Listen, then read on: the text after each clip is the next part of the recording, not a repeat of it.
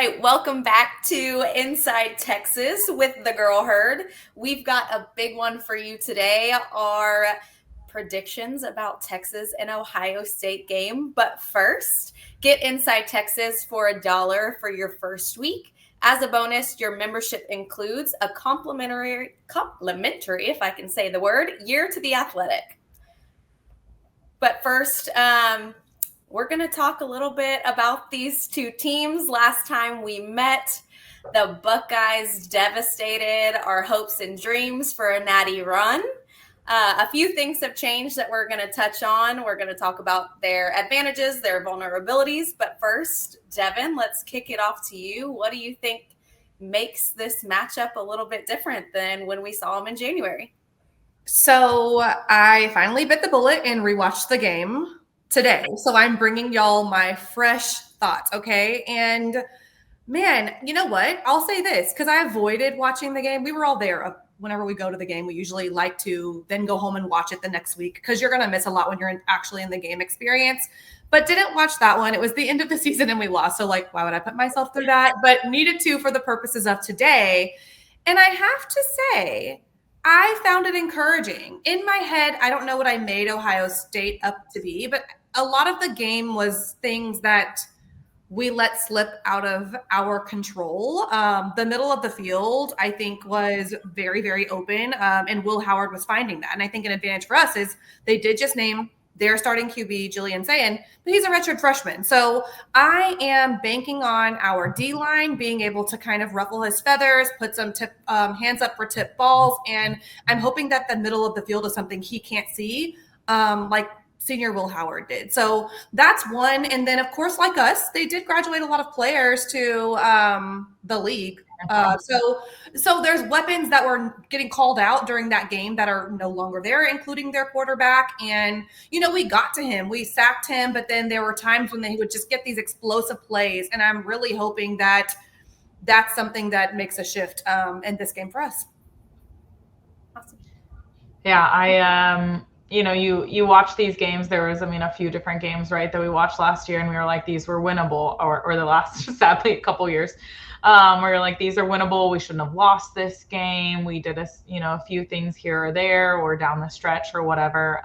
But one of the big ones about Ohio State and some other teams that we played were the seniority of their players, and I think this next time that we play them, they've lost a good chunk of their team. That doesn't mean that their backups aren't going to be good, or like these next strings aren't going to be good. I think it's going to be a very exciting game, but I do think that's going to be the biggest difference as we walk into this game this season of what kind of team they are. Same could be said about us, but I have a lot more optimism about our team.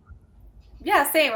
Let's face it. These are two of the biggest names in college football. They're going to have talent no matter what, no matter how many people we lose, no matter how many we're bringing back, coaching shifts, all those things. But I do think that'll play a little bit for them. New OC, new DC. Where's the continuity going to be, the cohesiveness? Where are they going to form those like gelling bonds? But just like you, Devin, I feel like one of the biggest things that I noticed was their use of the middle of the field. Like, wide open at all times. And then also they are really good at getting a first down, right? Like, let's come up with a play where I'm going to put the ball on that marker to get the first down and set everybody up for the best situation, whether they need inches, whatever it is, to get that first down. I feel like they're really good at that. So that's something I hope that we also do a better job at. And then just playing smart, right? Like, there were a lot of mental mistakes on our end that I think can easily be avoided this time around. Yeah, we were crawling back from behind. Not a lot, but they would score, and then we were trying to just crawl back. And so for me, I think a couple of things. Our defense, we talked about it a lot last year, how good it was. And you could tell that they were very disrupted. I do not think that the redshirt freshman quarterback is going to be ready. I know we all saw it because I texted y'all. Colin Simmons clearly has all the confidence in the world and posting their quarterback to his IG stories like, we ready? And I'm like, oh, wow. Like, I believe in this, but I'm also like, wow, you are bold, but I love it. I think that another thing is our points came from Jaden Blue in the game, right? He's no longer on the team and he's a running back. So I'm looking for DeAndre Moore, Wingo, who had some spark in that game. I think they're really going to show up. And the best thing is they had the experience. They were in that game in the Cotton Bowl, and even Arch, right? We were struggling trying to get some points on the board, and he was able to convert sort of a shaky first down, like lost the ball, but was down, so it didn't matter. And so it was nice because he got to get that experience too. And I think he's going into this with all the confidence as well. Agreed. And I feel like Colin is ready to freaking serve that quarterback up on a little silver platter. Like everything we're about to eat for dinner, I feel like is what he's about to do. But let's switch things over and talk a little bit about Texas and what advantages you guys think that we bring. Mish, let's kick it to you first. I mean, I think we just said them. Like, as I was reading about Julian Saint, I'm like, haha, but has he met Anthony Hill and Colin Simmons? Like, that's all I kept thinking. I mean, Colin, don't troll. I mean, I love it, but also like, we do that to each other. But also love his confidence. Like, yes, man, like, I will never forget what, when we were at the game and we noticed him and Frank being like high school, Texas high school football coach was like, yeah, try playing him in high school. And I love that he's on our team now. I love that he's a Longhorn. He was immediately recognizable, and now we have him. And I think, obviously we can talk about their advantages as well. I think he's going to be a great quarterback, but has he met our defense? And we may have lost a good number of guys, but there's some key players on our defense that are returning, and they can't wait for this revenge, being one of the main ones. Yeah, I actually thought about that today, Michelle, the fact of Colin Simmons in high school, because I watched him in high school, and it was extremely scary. And I was like, I'm hoping that's how it feels when we go to Ohio State. Between him and Anthony Hill and even Ethan Burke, who had a pretty good game against Ohio State too. Texas advantages, the quarterback position, right? Like, yes, both of them are going in with their first big starts, but Arch has a little bit more experience under his belt. Also, sneaky advantage for Texas. So when we played them last time, it was Trey Wisner, who was back with us, obviously. But remember, we were a little bit down in the running back room with injuries. And this year, what we've been tracking is staying healthy. So I think giving and showing different looks to Ryan Day is going to be a world of difference. Also, on the other side of the ball, they had two running backs that left for the league. So they're saying that their room is sharp and ready, and I'm sure they are. But I think those are advantages, Texas.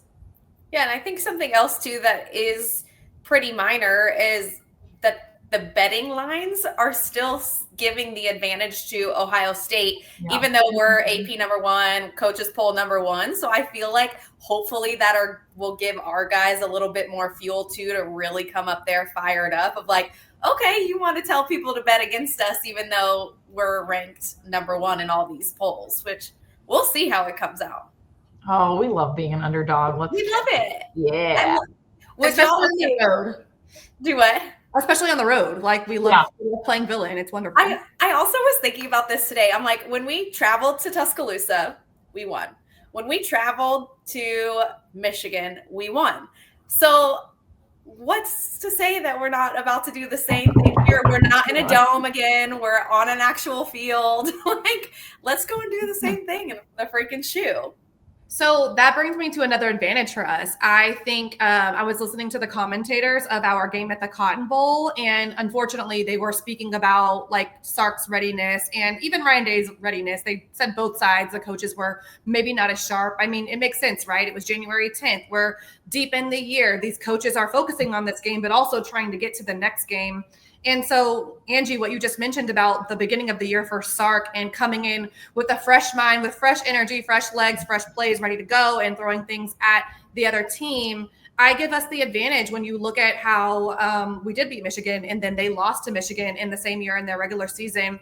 And also just philosophy of how you're going to run your year. You don't know like the level of intensity. Of course, you want to come with the highest, but everybody has a different strategy on what that looks like and what look and feel. I also noticed that they are still in a competition for their starting punter. So special teams, I think, is another area where we put a heavy focus because unfortunately last year we had some oopsies with the kicking situation, and it brought us to a point that I like, which was going for it on fourth down because like we quite frankly had to. We weren't trusting our kicker. And I think not only were we not trusting our kicker, but we were trusting ourselves. And I noticed that Ryan Day was playing really conservatively. They had gotten in, they were like inside of their 48-yard line marching down, but it was a fourth down. And I was like, wow, they like came off of the field. And I thought they had all the momentum. We had 0 points. It was 7-0. We were getting deep in the second quarter. I was a little bit shocked, but I was like, that kind of gave me something. I wonder if he's going to come with that same approach, especially being the home team, not take as many risks. I think Texas and Sark and his style, I think it plays in our favor. Yeah, I think it's interesting. We keep hearing Sark talking about special teams and hidden yardage as a place that we can really focus on for this year. And I couldn't agree more. A lot of the things that you said, we had so many hiccups in that regard. Like, come on, friends. Like, we have a new guy on the team this year, so hopefully he can help us out. But before we go into it a little further, let's hear a word from our sponsor, Luxe Kitchen and Bath. This video is brought to you by Luxe Kitchen and Bath. Luxe has been offering high-end kitchen and bathroom remodels for 3 generations throughout the greater Austin area. With 5-star review after 5-star review on Google and Facebook, and an A+ rating from the Better Business Bureau, you can put your faith in Luxe Kitchen and Bath's award-winning designers and skilled craftspeople to bring to life that dream vision of your special home. But that's not all. Luxe's all-star team provides full remodels, large additions, and even commercial build-outs as well. So call Luxe Kitchen and Bath at 833-358-LUXE today. Or visit luxekitchenbath.com to discover where quality meets luxury and begin the process of transforming your home. Get a free quote today by calling 833-358-LUXE. That's LUXE. Or by visiting luxekitchenbath.com. Link in the description. Before we switch it over to talk about the Buckeyes, is there anything else that you guys wanted to touch on, whether it's a concern or any other strengths that you guys are looking for on the Texas side of the ball? Gosh, no, I think we covered it all. I mean, overall, and I mentioned this yesterday on Twitter, Colin has just the way that he's been speaking about the team. He mentioned a couple of things, how close they are. And that seems so slight, but it's significant to be working in lockstep with your team. For him to even be speaking so highly, coming off of what we saw from the defense last year, I'm really going to have my eye on them because I think we're going to be able to see a generational defense this year. And I can't wait for it. I mean, I love that we talked about advantages on both sides of the ball. So that's very exciting for us. Love what we're about to see. We're obviously hype on our horns. So yeah, one thing I will add for me of a concern that I do want to see a lot of improvement. Well, we weren't as great at it last year either. Our O-line, they allowed, I think, like 37 sacks last year. So I feel like is only going to be an up trajectory from there. And that's something that I really want to see for them too, is protecting Arch and making way for our offense to really get into a groove and be the threat of the power and that we already have. Yeah. I mean, for me, I see that point a little differently. By the way, of course, we did replace several offensive linemen, but they're really, really good again. And in the game, it was frustrating, Angie, to your point with what was happening. But the difference is the fact that Arch will be able to use his legs as a weapon, and we did not necessarily touch on that as a advantage for Texas. It's a lot different feel than the quarterbacking that Quinn was doing, and so I'm hoping that, again, that sort of disrupts their defense because their defense is also very good. But the fact that we're going to have a running back there and also Arch, who may pass, he may run, we'll see. So yeah, I think that's good to point out offensive line play. It'll be something to keep an eye on. Yeah, I think that's a perfect segue for us to jump into Ohio State. They just named their QB1 for this first game, and Julian Sayin.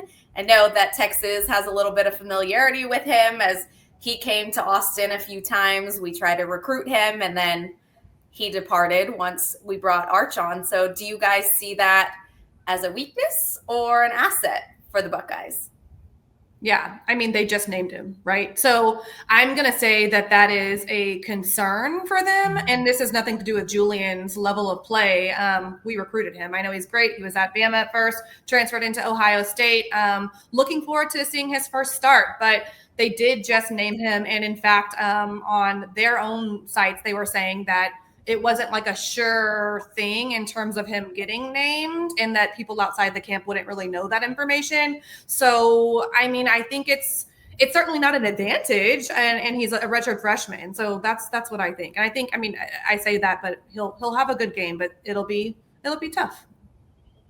Yeah, I had similar thoughts as I read like all of the stuff about him starting and like choosing him, and it sounds like they were kind of like mixed, which makes you be like, okay, well, what was turning you off about him, or like thinking, not making this decision till now, except for the fact that like you have to make it. You can't, you have to keep having these reps with the team and know who your starter is going to be, or you're just going to have other issues. So I mean, it begs the question, not that like, I mean, hey, maybe they just have two really good quarterbacks and great for them and they can play them, and we'll see what happens, right? But I mean, yes, everything we've heard is an advantage for him and what's happening, but it does make you question, like, it was just like, he's more consistent. Mm-hmm. Okay, so like, where are the flaws here? But it makes you feel really good that obviously we've, had the main starter and going, so that's easy to be like, haha, y'all just picked your quarterback. Okay, all right. We're 2 weeks away, just by 12 days, 11 days. Like, we're in the 2-week countdown here. Which would make me nervous. I love the reading between the lines. I think for me too, it's that coupling, right? You just named your quarterback. You also have some questions on the depth of your defensive side of the ball. So those two things coupled together, I feel like could be the perfect storm for Texas, right? They're not going to be set up for success if the quarterback isn't producing or their offense isn't producing. Will their defense come and put them in a better position? And I'm really hoping Texas can just really disrupt them on all fronts and give us an advantage in the show. Yeah. They also said in practice that Ohio State's offensive line was slightly edging out their defensive line. So I think that gives us a little bit of confidence regarding putting Arch out there, and hopefully it's not the Colin Simmons show when we're on offense. That would not be good. But, back on Julian, we were sort of talking about that being a concern, but honestly, their receiving core, one of the best, if not the best in the country. He can just chunk that thing, and Jeremiah Smith going to be down there. So I'm definitely keeping my eye on that, especially with our secondary, us calling ourselves DBU, reclaiming it. I know our guys are hungry, so I'm really ready to see that matchup too. Agreed. One thing we do got to pay attention to is Caleb Downs too. We're talking about some of their highlight players, and like, he's going to be ready to go up and pick some balls and, be a ball hawk out there for them and kind of pick up the momentum. So that's one thing we got to be cautious of too. But let's move on to, I feel like what is the most interesting thing is our predictions of the game. Yeah. Well, we didn't even say advantages wise. We're playing at the crib and we're not. I mean, we said that was an advantage for us because we like building, but they are going to have the hometown crowd, and that will give confidence to their quarterback. And for us, that means we have to repeat what we did at Michigan, and we need to not do anything like what we did in the bowl game, which was it took us forever to wake up and score points. I remember last year at the Big House, all of the yellow, I was like, what the hell? This is like crazy. And it was like consuming me, and I wasn't even a player on the field, but then we shut them down so fast. And that is probably one of the most important pieces of the game planning that I'm sure Sark is telling the team. Like, we have to take the crowd out of it in the first quarter, in our first drive, if we're going to have a chance here. So wanted to throw that out there because that is an advantage for them, but we also kind of like it on our end too. We love it, and we know that like Texas is going to show up as well. You're going to see good burnt orange. I'm sure, just like the yellow, it kind of started to drown us out a little bit, but hopefully the noise turns the other direction pretty quickly. Yeah, I mean, man, like, after the game when we won and they all exited, and it was like we were like a 60-40 split with Texas being 40 of the Big House. I'm ready for that again, Michelle. I think Longhorn Nation is going to show up. It's kind of our tradition now. Bama, then Michigan. Now we're going to make a trifecta. So you're absolutely right. But yes, Angie, predictions. I don't even know where to start with the predictions, except for that we're going to win the game. That's what I got. I was going to say, you always know I'm terrible at these. I know that people that are betting against us in that betting line going to lose. Take your chances, Michelle says. I think it's talking, as we're converting in the red zone, another thing that we struggled with against them last year, that I think we're going to win. But I do think it'll be a closer game than some people think. If their running game is on point, that will be great for them. I'm going to go with 27-24 Texas. That's going to be my prediction for the game. And we're going to see. I feel like I'm interested what this little spread is going to be too as we get closer to the game.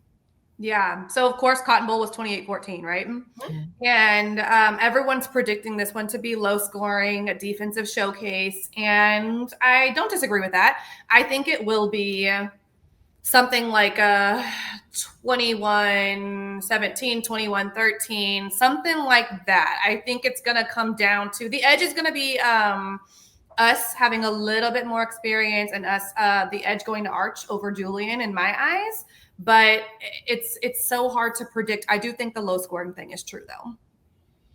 I also think it's interesting. Like this is going to be the 5th time we play them. We've won 2, they've won 2. So